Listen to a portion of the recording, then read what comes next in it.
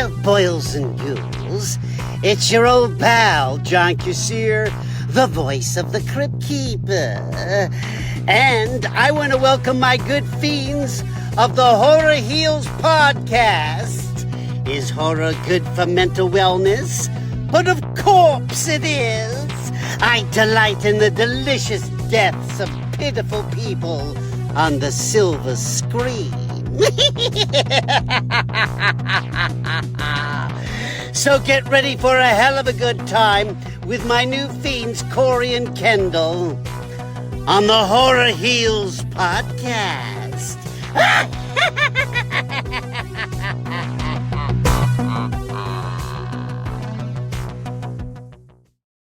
All right, Horror Heliacs. Get ready for this one because we've got a treat for you today. Catherine Bonetti, yes, the genius behind Devil Eyed Dumplings, is joining us, and let me tell you, her work is freakishly amazing. She turns regular, sweet baby dolls into these nightmare fuel masterpieces, so we knew we had to get her on the show.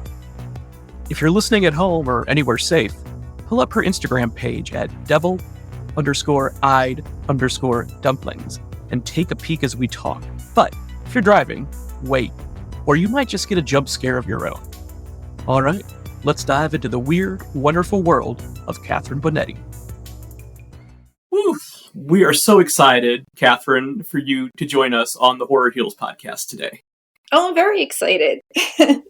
Just to sort of set the scene for listeners, Catherine makes these glorious, she turns regular baby dolls into glorious, horrific creations.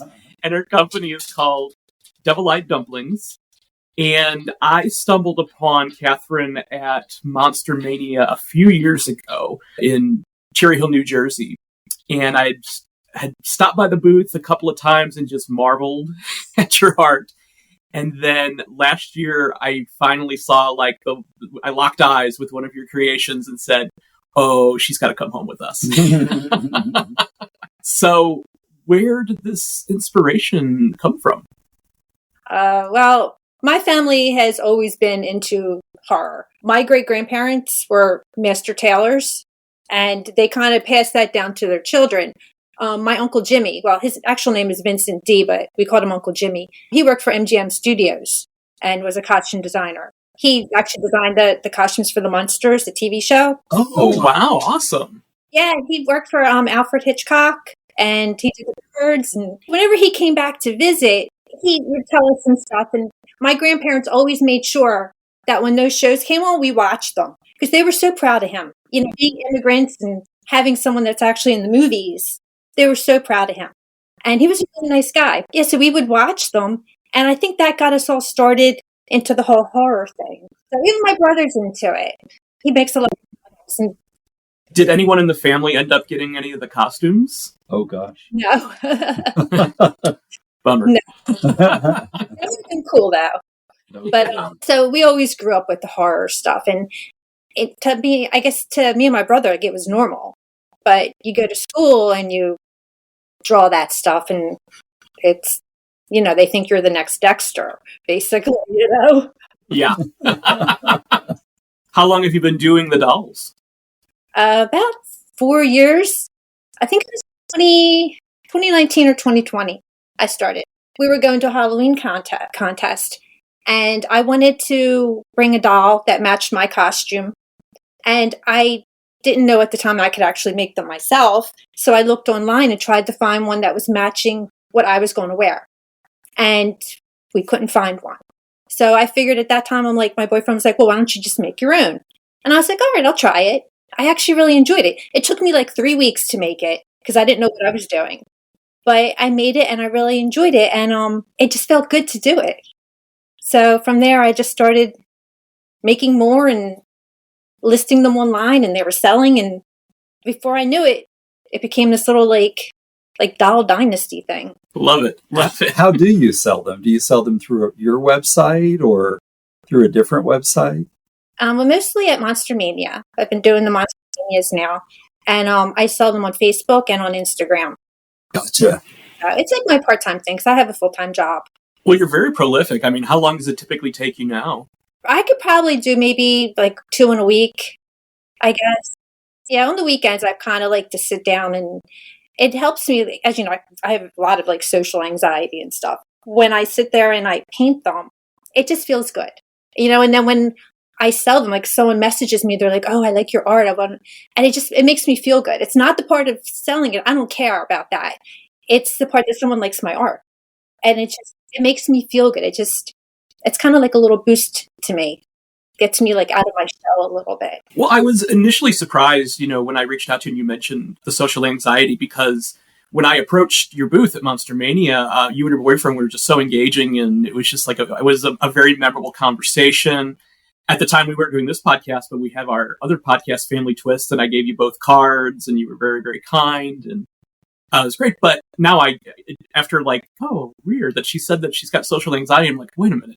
She was at home. She was in her element. She was, like she was around family. Yeah, it's exactly what my boyfriend said. He said, we found our people. And I'm like, these are my people. It's just nice. I can talk freely there, and I can say, yeah, I make creepy dolls. And if I say that anywhere else, it's like you get like that silence afterwards where people just kind of look at you like, okay, and like they don't know what to say next. But when you say it at Monster Mania, people get it, and they'll start telling you about what they like. And it's when you find your people, you get like this little bit of happiness there. Yeah. Do your coworkers know that you do this? Yeah, they don't get it. I get that. That's where I get the silence from. Yeah. Okay. I've had a couple of coworkers actually commission me to make stuff, but I haven't outed them to the rest of the community. Like I'll meet you out in the parking lot with it. Isn't that funny? I love that. Clandestine. I know. Yeah, I mean, there's still is this stigma attached to us, the horror fans, the horror community, that we're hopefully with podcasts like this and your artwork, we're starting to like break through to people and they allow them to get it, people that aren't necessarily like horror fanatics like we are. Yeah, we're not serial killers. And even like when I started posting them online, I would get a lot of messages from people that were like, what's the matter with you? Why do you do that? Someone actually told me I was the reason why there were school shootings. Oh my! Oh, that was bad. What?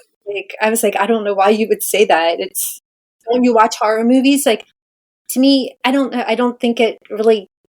I don't see the correlation. I mean, not at all. No.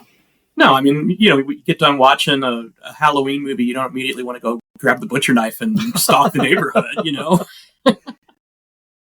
Quite the opposite. I kind of feel like if these poor children that maybe are repressed, if they got to experience more of this, maybe they would be able to release some anxiety. I feel like the opposite could be true. Yeah. I mean, it's just, we see examples of horror and healing every day. Like just last weekend, I was in New York with my sister and niece for her sweet 16th. I'm also dealing with a foot injury. And just the first 2 days I took it, we walked like 14,000 steps, and it was just too much. And so I ended up driving them to Central Park on Sunday. And I was kind of bummed that I wasn't going to get to do that with them. And they were going to go to a musical that night, and so went to the movies and saw Smile 2, which was awesome. And all that anxiety, all those thoughts are gone because it was like, especially, I mean, movie was very well done. I liked it better than the first. I mean, there was 3 jump scares that literally got me, and that rarely happens. Well, in the very beginning too, yeah. But I think that was much better than Smile, the first Smile. I really enjoyed it. I hope they keep making them because that was just, I mean, the choreography. I mean, that scene where it's like the group becomes one, is like moving against her, was like so intense. Mm-hmm. Yeah, I can't wait for Kendall to see it. Yeah, I haven't seen it yet. Oh, you didn't see it? Okay, well. So, do you find inspiration in your favorite horror movies, or how does a doll speak to you and say, like, this is what I want you to make me into? I kind of do, I would say, 2 different kinds of dolls. I do the ones that are the character dolls, which are fun to do. But then I also like to do the ones that are, when I have my anxiety, something's bothering me, I like to go do something that kind of like is an expression of me. Like some of like the sadder dolls that I have, like that's me. And it just feels good just to paint it and to put it out so that I can actually see what my feelings are. But I've had people that have said to me that they like the expression that I have. It makes them feel something. And I was like, well, that's because this is like, I'm putting my feelings into this. Like I said, I like to do the character ones, but I kind of really need to break free and do the ones that are my feelings that help me. So I got like the 2 different kinds that I do, if that makes like sense. Totally does. Because I mean, at some level, my eyes are fixated on, I think it's Charlie McCarthy who's behind you. Oh, yeah. Well, actually, that one's Slappy. Oh, that's right. Slappy. And that one was Charlie McCarthy, but not anymore. Now it's a woman. I mean, at some level, like, how much can you relate to, right, that character as opposed to one that you truly get to create, Yeah. I just feel like, and I got a lot of people that ask me to do commissions for them, and I try to space it out because I need to do the ones that make me get rid of my anxiety. Yeah. Yeah, for sure. Do you recall how you were feeling when you made Beatrice? I was a little sad. Most of my stuff is like a loneliness kind of thing, even though I'm not really lonely. I don't know why I'm always like that. I've always had this kind of like this feeling that I'm always going to be alone. It's just like this overwhelming sadness, but not a depression, because I'm not depressed. I have a lot of friends. I have a really great family. But there's always this feeling in me. And sometimes when I do those dolls, that's where I put it. It's almost like I kind of like compartmentalize it and put it into my art to try to make that feel better on the inside. Cool. I can totally relate to that. I mean, and for anyone who hasn't experienced anxiety, you can't put it into words, and you can't really rationalize it because it's like, it's irrational, but that's not changing the way that you feel at that moment. And so happy that you found an outlet that allows you to, put that anxiety somewhere else. Yeah, because I'm not, like I said, I'm not a verbal person. So for me, it's more, I put it into my art. That's the way I express myself. Very cool. Well, we did take Beatrice with us for our official photo shoot for the podcast. Yeah. Yep. Oh, she's behaving herself. She is, but I mean, I've been saving this photo that we got to help promote this episode because it's just eerie. I haven't put it out there yet, so I'll let you know. I'll tag you in it for sure. It was kind of comical because during the photo shoot, we were sort of at a remote spot, and random people would be walking past, and one guy had his dog, and the dog kind of looked at the doll sitting there and was like, it was just comical. I was like, even the dog is reacting to this strange situation. And we were at an abandoned mental institution too, so that if that helps. Yeah. Yeah. As you do. Yeah. It was really fun. Oh yeah, for sure. Are there some that you create that you are like, I can't let this one go, like I have to keep? Yeah, actually, I have the one I did with the Ouija board, and that's like, let me get it. Yes. Maybe we could do a reel. Part with this one. Oh, yeah. I just feel like this is me. Like with the Ouija board, because I got that little bit of like, I love the Ouija board. I love doing creepy stuff. And that expression is how I feel. It's me. And I'm keeping her. So 2-part question then. 1, where do you find the dolls? And 2, what materials do you use typically to create them? I actually sometimes have people that contact me that they have like either like someone in their family passed away and they have a ton of dolls and, they're looking to rehome them. And, I'll go travel to people's houses. I get pictures of the dolls because in my mind, I know what I want. There's a lot. If there's specific ones that I want, I find them on eBay or the Shop Goodwill site online. They have some really good bargains. But then Bill also goes out to a lot of estate sales and he gets me a lot of dolls there. Always sends me pictures. He's like, oh, I found this really cool, creepy thing. And he'll send me these pictures and I'll be like, yeah, okay, I'll take that. And right now I probably have about 100 of them out in my garage waiting to be painted. Yeah, Bill gets me some really good things. So that's amazing. Now, I don't know, how you feel about spirits and stuff like that, but having dolls from, people who passed, have you sensed anything with any of the dolls?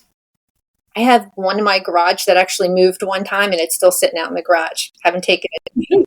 It stays out there. I really don't. I've had people that have purchased my dolls that have told me that they sense things from them. And, my mind is just, I wish I could sense that kind of, get that feeling from things, but I guess that some of us are more open to it. Not open to it. Like, what would you say? Like, more able to sense.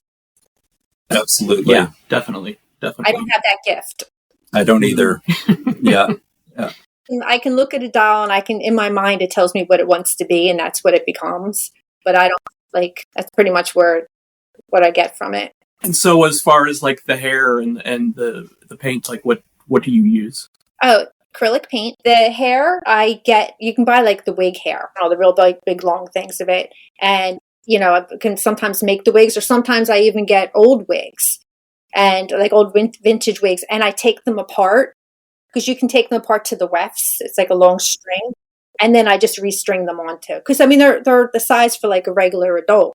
So they're not like a doll. So you can just take them apart and then just re-glue them back on. And some of them I started using like clay on the face to kind of change like Twisty the Clown.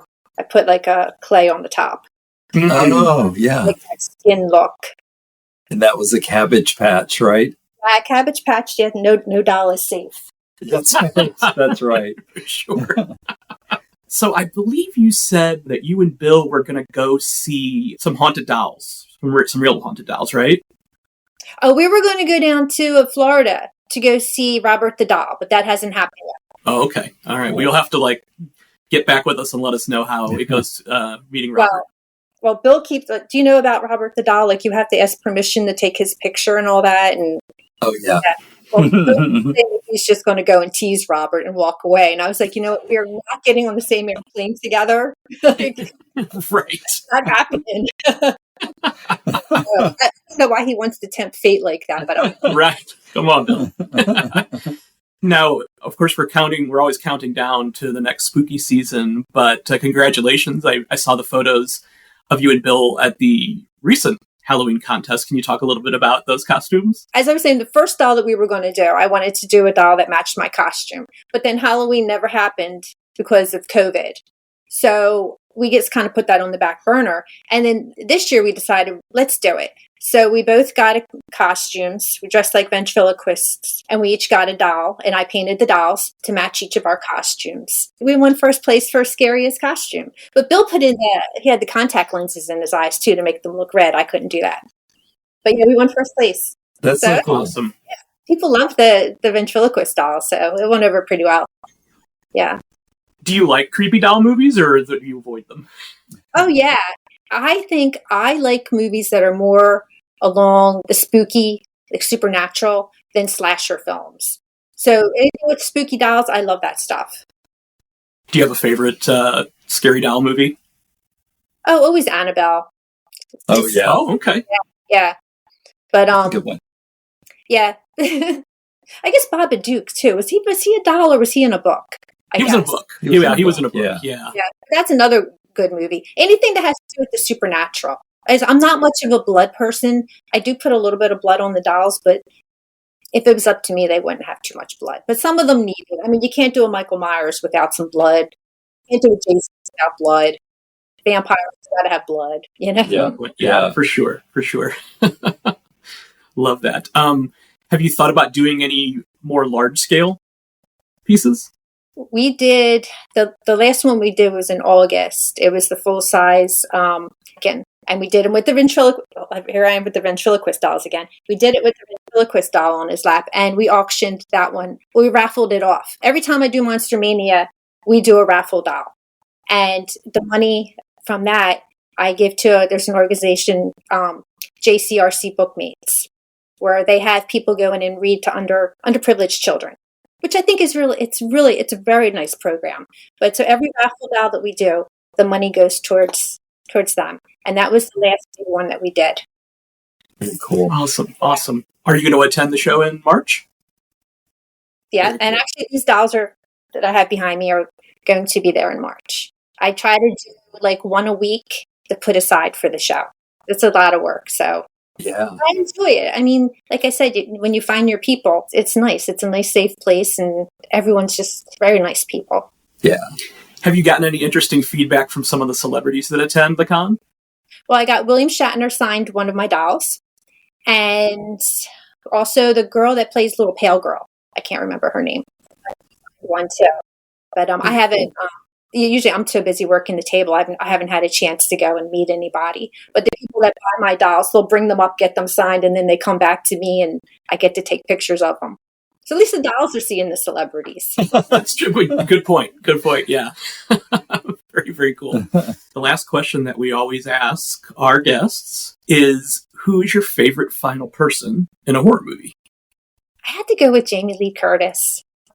When I think about horror movies, as many as I've seen, if I go back to my childhood, that has to be the one that stands out in my mind the most. So she's a classic. I have to stick with her. Yeah. Definitely. Yeah. She's been the most popular answer so far. Definitely. Yeah.